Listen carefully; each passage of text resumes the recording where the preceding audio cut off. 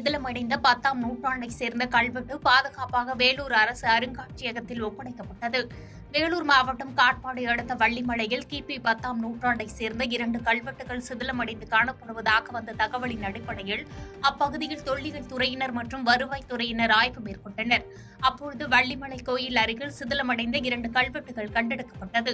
அந்த கல்வெட்டுகள் கிபி 10ஆம் நூற்றாண்டை சேர்ந்த 3ஆம் கிருஷ்ணன் ராட்டிரக்கூட மன்னன் கண்ணர் தேவனின் வெற்றியை பற்றி குறிப்பிடப்பட்டிருந்த கல்வெட்டு சேதமடைந்தது தெரியவந்தது. அதனை வருவாய் துறையினர் மற்றும் தொல்லியல் துறையினர் வேலூர் மாவட்ட ஆட்சித்தலைவர் சுப்புலட்சுமி உத்தரவின் பேரில் வேலூர் அரசு அருங்காட்சியகத்தில் ஒப்படைத்தனர். பின்னர் அந்த கல்வெட்டு பாதுகாப்பாக வேலூர் அருங்காட்சியகத்தில் பொதுமக்களின் பார்வைக்காக வைக்கப்பட்டுள்ளது.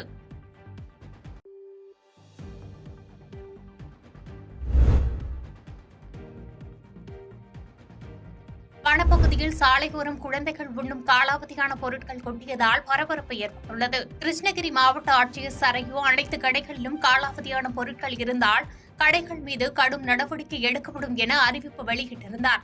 இந்த நிலையில் ஊத்தங்கரை சேலம் செல்லும் தேசிய நெடுஞ்சாலையில் வெண்ணக்கரை காப்புக்காடு பகுதியில் அடையாளம் தெரியாத நபர்கள் குழந்தைகள் உண்ணும் காலாவதியான பொருட்கள் சாலையோரம் கொட்டி சென்ற அவல நிலை அரங்கேறியுள்ளது. சம்பந்தப்பட்ட வனப்பகுதியில் கொட்டியுள்ள பொருட்களை குரங்குகள் உண்ணும் அவல நிலையும் ஏற்பட்டுள்ளது. இந்த நிலையில் சம்பந்தப்பட்ட நபர்கள் மீது வழக்கு பதிய வேண்டும் என சமூக ஆர்வலர்கள் கோரிக்கை விடுத்துள்ளனர்.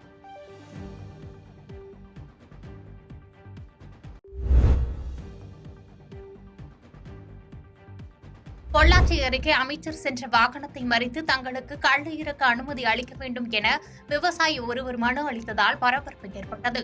கடந்த 2 தினங்களுக்கு முன்பு பொள்ளாச்சி அடுத்த ஆனைமலை மற்றும் ஓடையகுளம் பேரூராட்சிக்குட்பட்ட பாறைப்பதி உள்ளிட்ட பகுதிகளில் பலத்த சூறைக்காற்றுடன் பெய்த மழையின் காரணமாக சுமார் 1 கோடி ரூபாய் மதிப்புள்ள வாழை மரங்கள் சேதமடைந்தது. இதனைத் தொடர்ந்து தமிழக முதலமைச்சர் உத்தரவின் பேரில் தமிழக வீட்டு வசதித்துறை அமைச்சர் முத்துசாமி ஓடையகுளம் பகுதியில் பாதிக்கப்பட்ட வாழை தோட்டங்களை பார்வையிட்டு விவசாயிகளிடம் கேட்டறிந்து ஆய்வு மேற்கொண்டார். பின்னர் செய்தியாளர்களுக்கு பேட்டியளித்த அமைச்சர் முத்துசாமி வேளாண் துறை அதிகாரிகள் பாதிக்கப்பட்ட தென்னை மரங்கள் குறித்து ஆய்வு செய்து மாவட்ட ஆட்சித்தலைவரிடம் அறிக்கை சமர்ப்பித்த பிறகு முதலமைச்சர் கவனத்திற்கு கொண்டு சென்று பாதிக்கப்பட்ட விவசாயிகளுக்கு உரிய நிவாரணம் வழங்க நடவடிக்கை மேற்கொள்ளப்படும் என தெரிவித்தார். தொடர்ந்து வாகனத்தில் ஏறி செல்ல முயன்ற அமைச்சர் முத்துசாமியை விவசாயி ஒருவர் வழிமறித்து தங்களுக்கு கள்ள இறக்க அனுமதி அளிக்க வேண்டும் என கோரிக்கை வைத்தார். அப்போது தமிழக முதலமைச்சரிடம் பேசி உரிய நடவடிக்கை எடுக்கப்படும் என உறுதியளித்ததைத் தொடர்ந்து அமைச்சர் அங்கிருந்து புறப்பட்டு சென்றார்.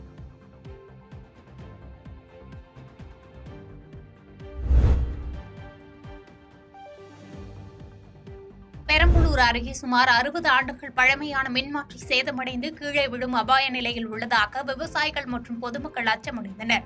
பெரம்பலூர் மாவட்டம் குன்னம் வட்டம் துங்கபுரம் ஊராட்சிக்குட்பட்ட துங்கபுரம் தெற்கு பகுதியில் அமைந்துள்ள மின்மாற்றி சுமார் 60 ஆண்டுகளுக்கு முன்பு அப்பகுதியில் அமைக்கப்பட்டதாக கூறப்படுகிறது.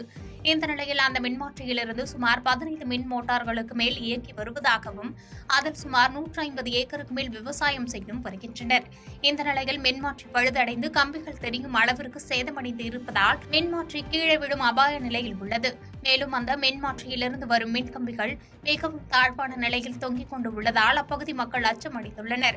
இது சம்பந்தமாக மின் அதிகாரியிடம் பலமுறை நேரிலும் மனு வழங்கியும் நேரடியாகவும் தகவல் கொடுத்தும் எந்த நடவடிக்கையும் எடுக்கப்படவில்லை என்று கூறப்படுகிறது.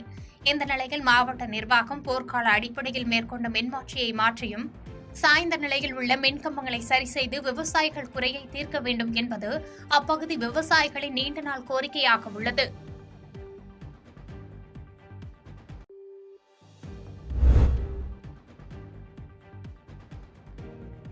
ஓமலூரில் பேரூராட்சிக்கு சொந்தமான 50 லட்சம் ரூபாய் மதிப்புள்ள பூங்கா நிலம் மற்றும் பாதை மீட்கப்பட்டது. சேலம் மாவட்டம் ஓமலூர் பேரூராட்சியில் அம்மன் நகர் உள்ளது. இந்த வார்டில் சுமார் 1000 வீடுகள் உள்ளது. இந்த பகுதி மக்களுக்கு பூங்கா கட்டுவதற்காக சுமார் 4000 சதுர அடி நிலம் மற்றும் அதற்கான பாதை ஆகியவை இருந்தது. இந்த நிலத்தை தனிநபர் ஒருவர் முழுமையாக ஆக்கிரமித்து சுற்றுச்சுவர் அமைத்துக் கொண்டுள்ளார். இதுகுறித்து பேரூராட்சி தலைவர் செல்வராணியிடம் பொதுமக்கள் புகார் அளித்தனர். இதையடுத்து அந்த இடத்தை அளவீடு செய்து பேரூராட்சி நிலத்தை மீட்க நடவடிக்கை எடுக்கப்பட்டது. உடனடியாக அங்கு சென்ற வருவாய்த்துறை மற்றும் பேரூராட்சி அதிகாரிகள் நிலத்தை அளவீடு செய்தனர். இதில் சுமார் 50 லட்சம் ரூபாய் மதிப்புள்ள 4000 சதுர அடி நிலம் ஆக்கிரமித்து இருப்பது தெரியவந்தது. தொடர்ந்து முழுமையாக அளவீடு செய்து பூங்கா நிலம், அதற்கான பாதை இடம் ஆகியவை உடனடியாக மீட்கப்பட்டது. தேர்தல் முடிவுகள் வந்த பிறகு சிறப்பு நிதி ஒதுக்கீடு செய்து அந்த இடத்தில் பூங்கா அமைக்கப்படும் என்று பேரூராட்சி தலைவர் செல்வராணி தெரிவித்தார். தற்போது இடத்தை சுற்றி பாதுகாப்பு வேலி அமைக்கப்படும் என்றும் தெரிவிக்கப்பட்டது. பாதகம் செய்பவரை கண்டால் நாம் பயங்கொள்ளலாகாது பாப்பா, மோதி மிதித்து விடு பாப்பா, அவர் முகத்தில் உமிழ்ந்து விடு பாப்பா. அண்மை செய்திகளை உடனுக்குடன் தெரிந்து கொள்ள இணைந்திருங்கள் இயம்நாடு தொலைக்காட்சியுடன்.